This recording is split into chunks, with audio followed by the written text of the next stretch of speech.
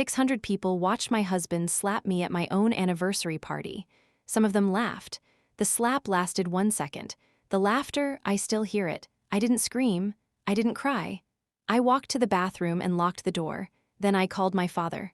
4 words, Dad. Please come now. He didn't ask what happened. He was already moving. What he brought with him that night, he had been preparing for 7 years. The Ashfords had no idea. My name is Zara. I am 34 years old. I am an events coordinator based in Raleigh, North Carolina, which, I am aware, carries a particular irony given the story I am about to tell you. I spend my professional life making other people's occasions feel warm and correctly managed. I know exactly how a room should feel when it is working. I have known for 7 years that the rooms Gerald Ashford arranged did not work. Not for me. I grew up in Durham.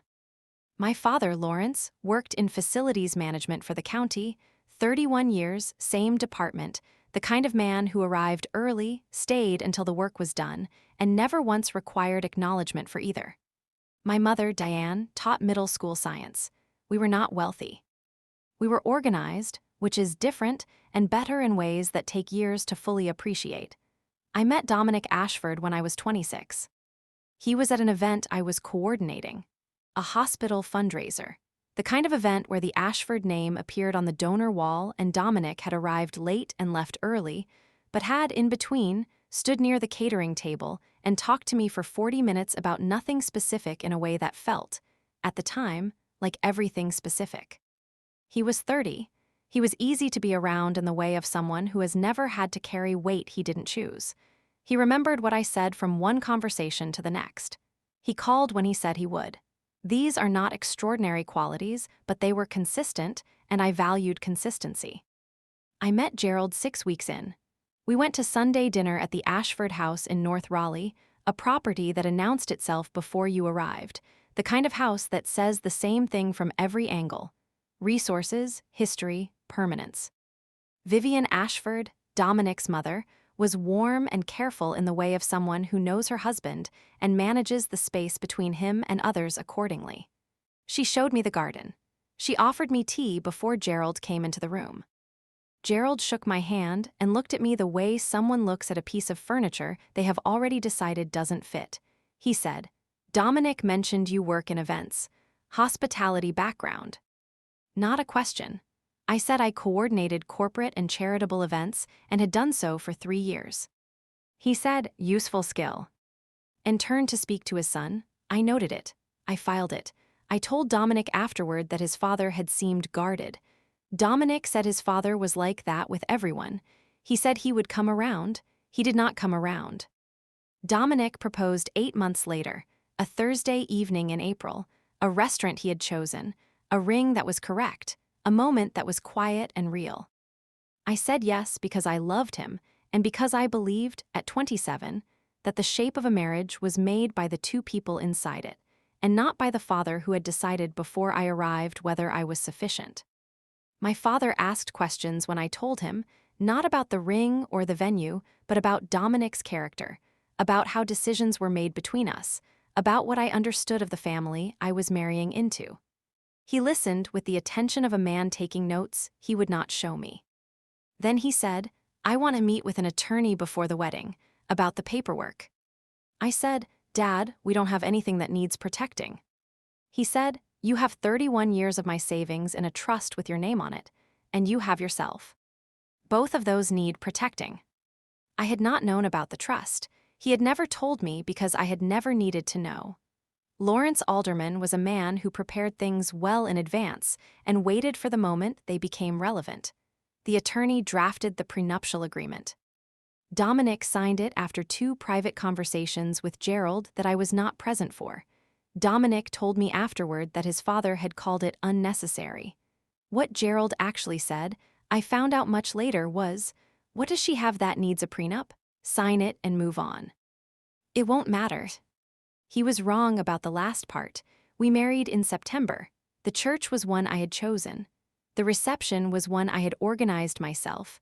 I stood at that altar and made promises I meant with my whole body. I want you to hold on to that. I want you to hold on to the fact that I went in fully. That commitment is not something to be embarrassed about. It is something that was betrayed. Those are different things. I want to be efficient about the 7 years because they are not the story. They are the context that makes the story make sense. Dominic and I built a life that was, in the private spaces of it, mostly good. He was present in the ways that matter between two people who share a home, attentive, capable of the ordinary kindness that holds a household together. I did not marry a monster. I want to be precise about that. I married a man who loved me and who was also, in specific moments, unable to separate himself from his father's judgment long enough to stand beside me when standing beside me cost him something. That gap between who Dominic was when we were alone and who he became in his father's presence was the shape of 7 years.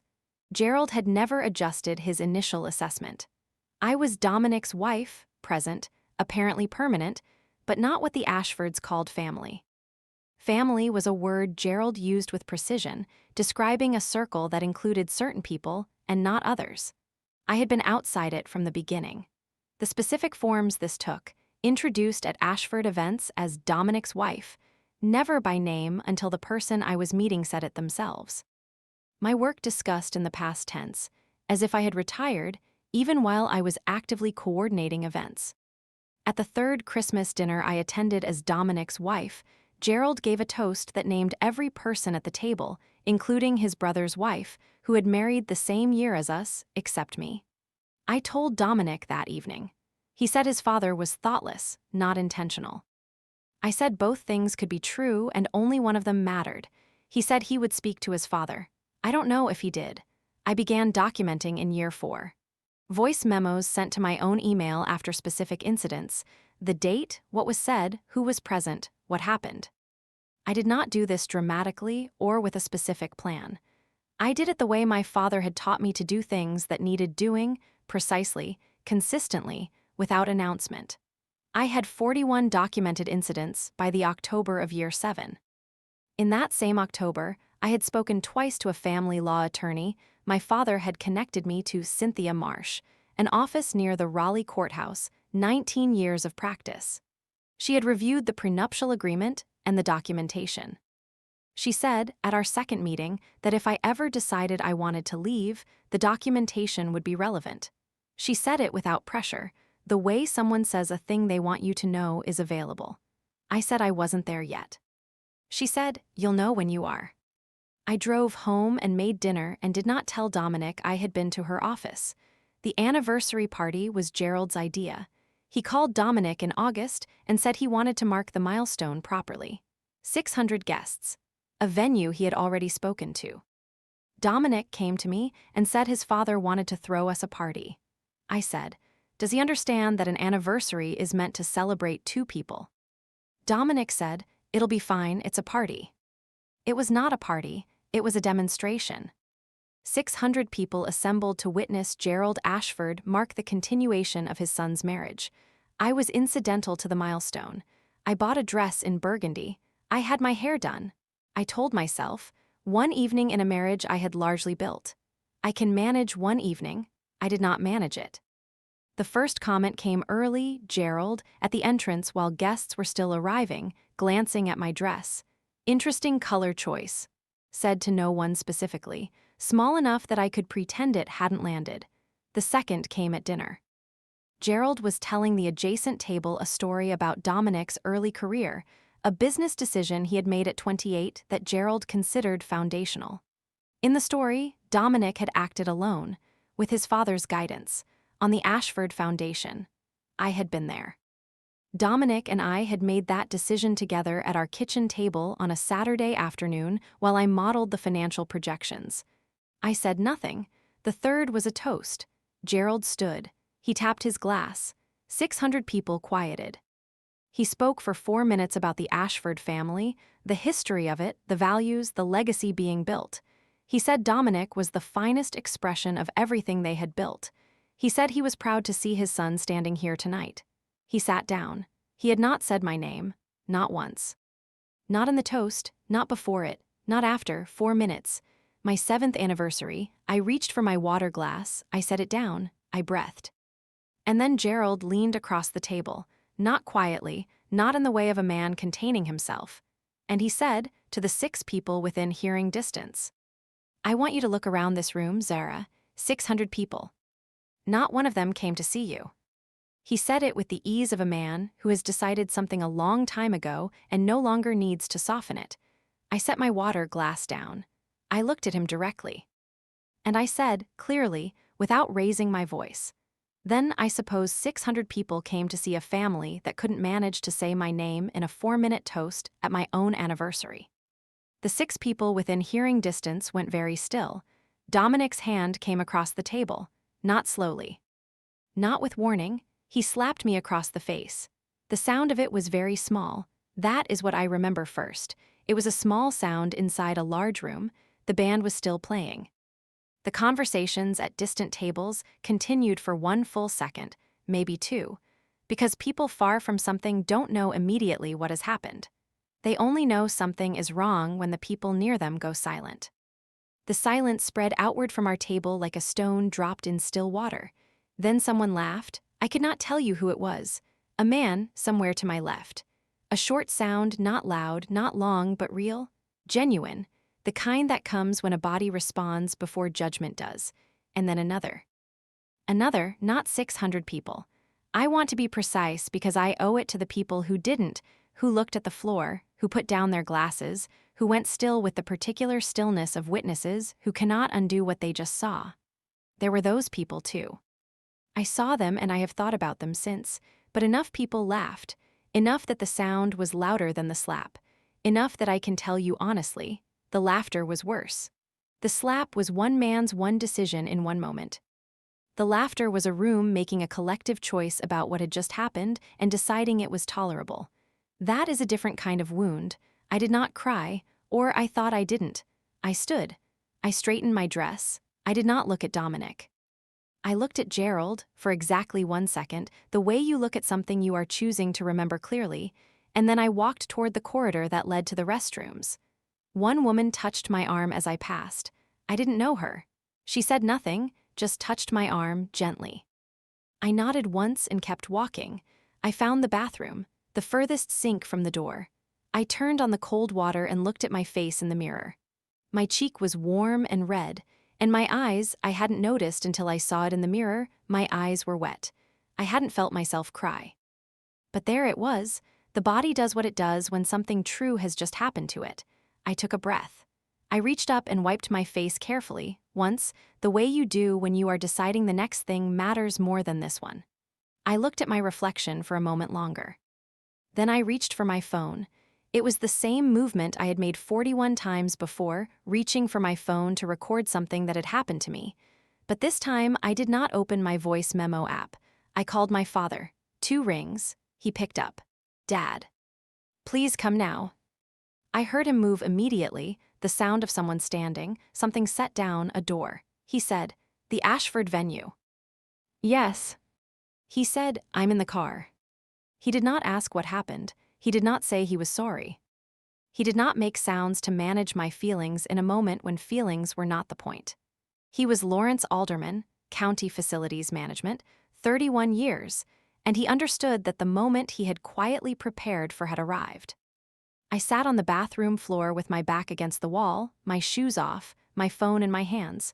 3 women came in during the 43 minutes I waited. 2 assessed the situation silently and kept the space clear. 1 asked if I needed anything. I said I was waiting for someone. She nodded and left. My phone buzzed. I'm outside. I put my shoes on. I looked in the mirror one more time. I walked out of the bathroom, through the corridor, past the edge of the room where the party was continuing. The band playing again. 600 people having rearranged themselves around what had happened the way rooms do when acknowledging the truth costs more than smoothing it over. I did not look for Dominic. I did not look for Gerald. I walked through the main doors. My father was standing beside his car in the drop-off lane. He was wearing a jacket and slacks. He had dressed before he drove here. He was 61 years old, standing outside a venue where 600 people had watched his daughter be struck, and he was completely composed. I reached him. He held me for a moment. Not long, long enough. Then he pulled back and looked at my face and said quietly, "Are you hurt?" My cheek. That's all. He nodded once. He opened the passenger door. Cynthia is meeting us at her office in 40 minutes, he said. I called her on the way. He had called Cynthia Marsh before I had told him what happened, before I had said anything beyond please come now. He had called her because those 3 words from me were enough information. He had been ready. I got in the car. He drove. After a while, I said, "How long have you had her number?" He looked at the road. Since before the wedding, he said. I thought I might need it someday. Before I tell you what my father brought with him into Cynthia's office that night, I want to stop for one moment, because I know some of you watching this have been in a room like that one, maybe not with 600 people, maybe with 6. Maybe with just you and him, and no one witnessed it and no one laughed, and somehow that was both better and worse. Drop a comment right now and tell me, did you ever have one person, one phone call, one someone who would come, who made the difference? Or did you get through it alone? I read every single one. Drop it now, I'll be here. Her office at 11:30 on a Saturday night was exactly what you would expect. Lights on, door unlocked, coffee made, the particular order of a person who keeps files the way other people keep promises, with total fidelity to the moment they might be needed. She looked at my face when we came in. She said, "Do you want to document this tonight?" I said yes. She photographed my cheek with an office camera, time-stamped, documented. She had me write 3 paragraphs in my own hand, what was said, what happened, what I witnessed in the room. She read it once. She placed it in a file with my name on the tab. Then she opened the prenuptial agreement.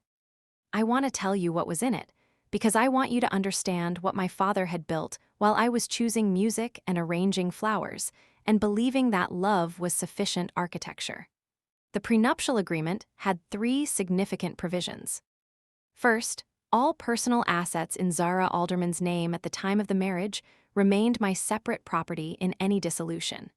This included the trust account my father had never told me about 31 years of Lawrence Alderman's surplus income, invested conservatively, untouched. The trust's value at the time of the agreement, $283,000. Second, in any dissolution, I was entitled to 40% of all marital assets accumulated during the marriage, the house, joint accounts, 7 years of shared investment.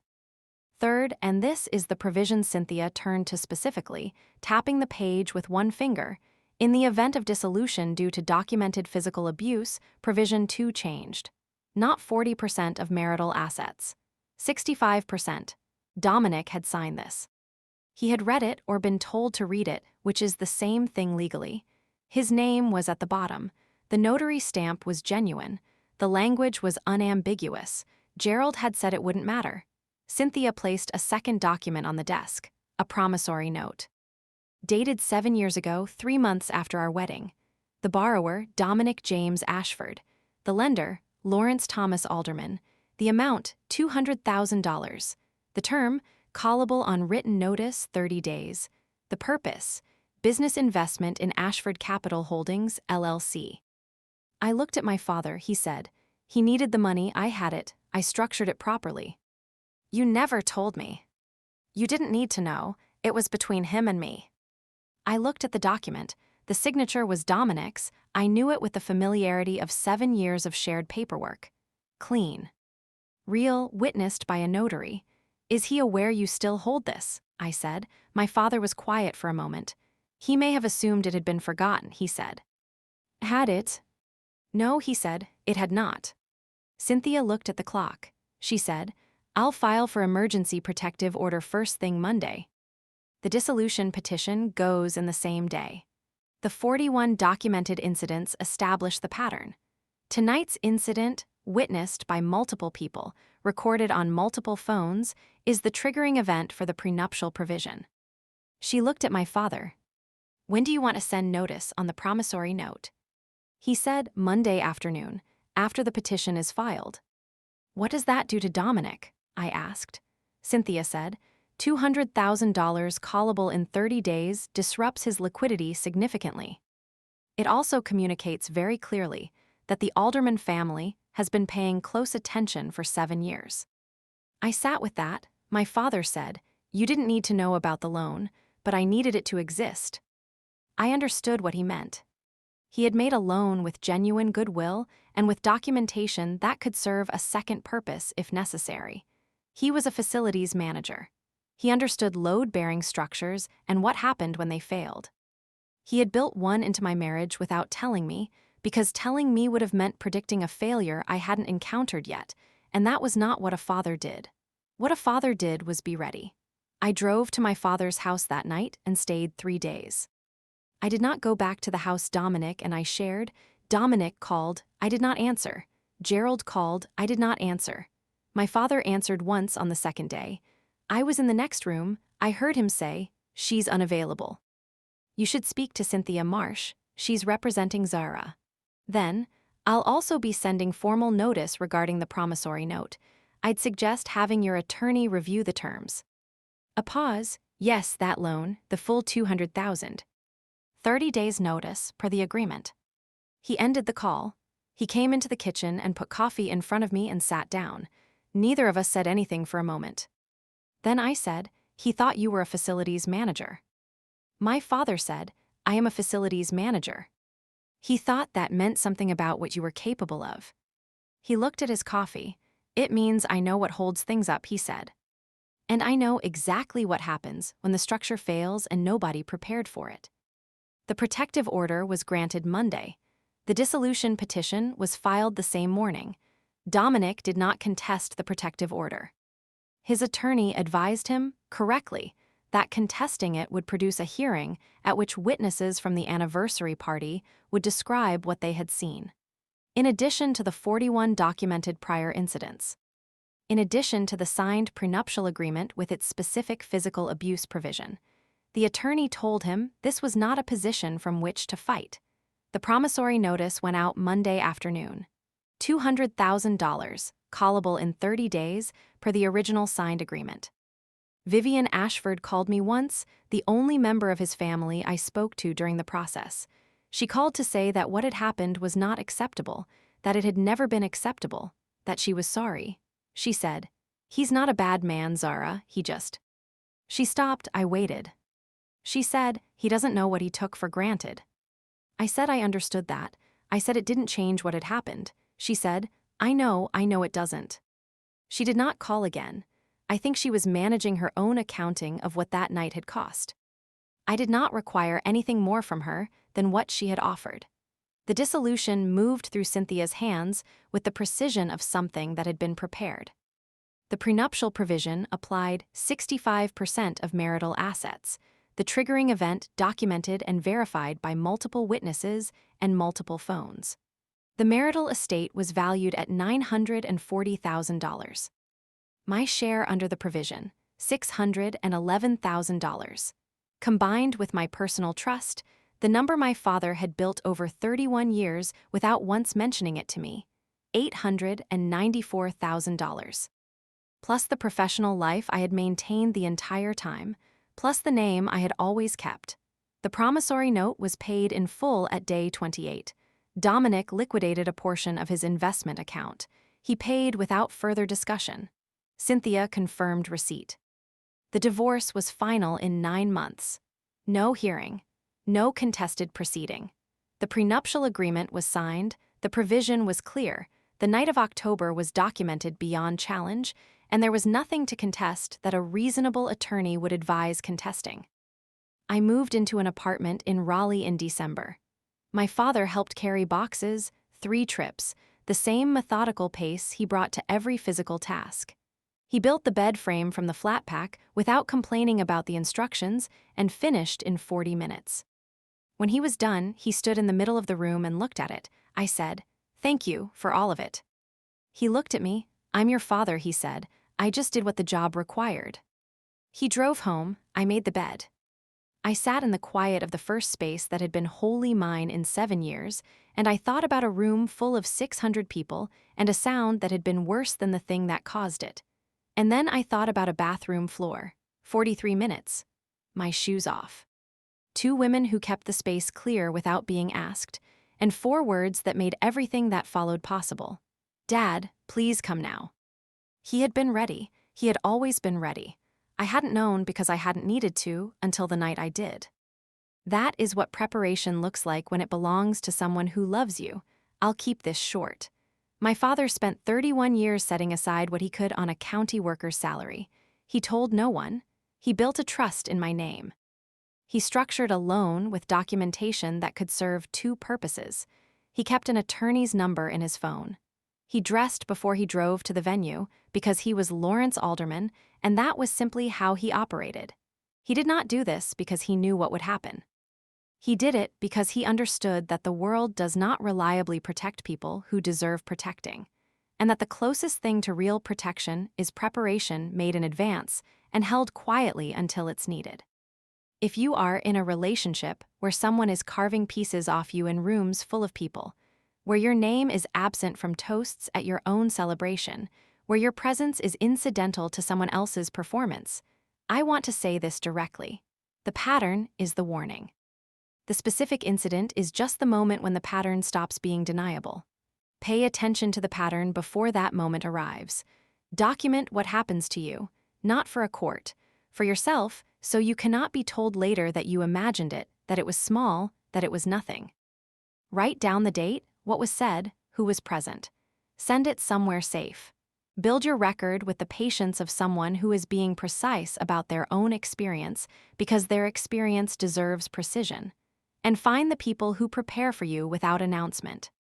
They are usually quieter than the people who don't. They call back. They dress before they drive. They already have the number. They were ready before you knew you needed them. The room at the Ashford anniversary party laughed for approximately 4 seconds. The documentation my father held had taken 31 years to build. One of those things changed my life. The other one I've already stopped hearing. If this story stayed with you, hit the like button and subscribe. It helps more people find these stories. And I asked you in the middle, did you have one person, one phone call who made the difference? Or did you get through it alone? Tell me in the comments. I'm reading every single one. Until next time, take care of yourself. Know who will come when you call. And build your documentation before you need it.